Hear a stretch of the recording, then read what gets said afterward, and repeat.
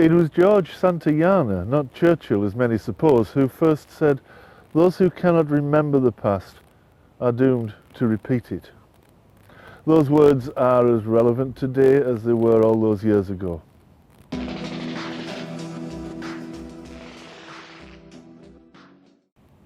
I'm here in Winchester, this great medieval English city, to learn a little about its past, specifically to learn about the end of the 11th century to the end of the 13th, that time just after the Norman conquest, when the Normans and Saxons were getting to know each other.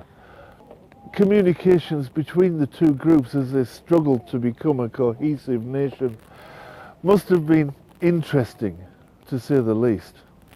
It was a time when in-group and out-group, us and them, mattered far more than right and wrong. The medieval world could teach us today a thing or two about identity politics. For them, in a very real sense, survival depended upon it. But it wasn't just about Normans and Saxons. A third group had arrived on these shores just after the conquest. A group that was more unlike both Saxon and Norman than Saxon and Norman were unlike each other. I speak, of course, of the medieval Jews. They say we're all born prisoners of our time. When that time is a tinderbox, it's a good idea not to be different. European anti-Jewish pogroms began shortly after the First Crusade was announced in 1095. It's true, of course, that the Crusades were intended to attack the Islamic population in the Holy Land, but to the medieval peasantry, the Jews were closer, and they'd killed God. Pogroms began by 1096 and continued for over 200 years in this country alone. Jews were wealthy after all, and the loot from their deaths could provide for a peasant on crusade all the way to Constantinople. It's a real testament to the character of the people of medieval Winchester that they refused to descend into the barbarism of the rest of Europe. But unfortunately, it couldn't last. Winchester was one of the most tolerant towns in all of medieval Christendom, and that tolerance was rewarded by success. By the end of the 13th century, even Winchester's Jews had become unsafe. There was no massacre such as had been in York or Chester or Lincoln, but many of the city's Jews were driven out. Centuries-old friendships that had taken generations to build were destroyed at a sweep. People who had lived, worked and traded here for 200 years suddenly found themselves no longer welcome. As stripped of their property, they were booted out of the city like so much refuse.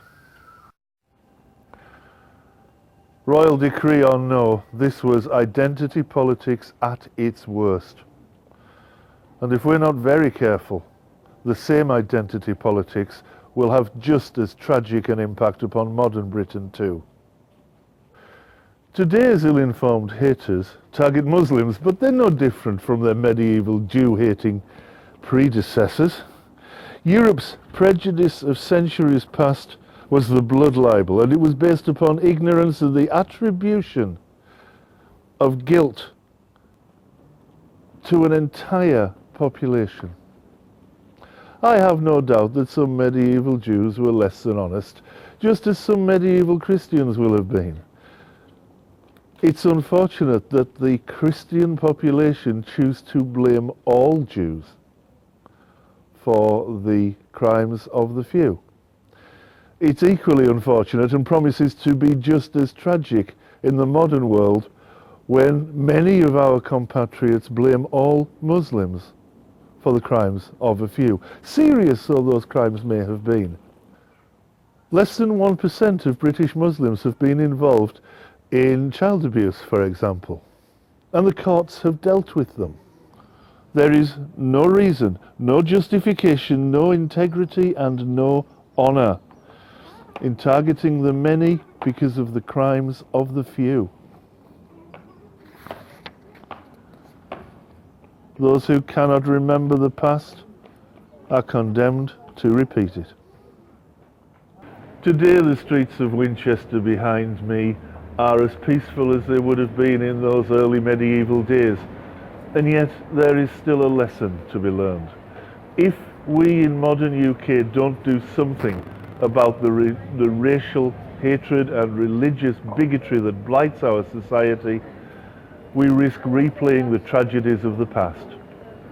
I'm Stuart Sorensen and this is Left Eye View. If you found this video interesting, please like and share this video.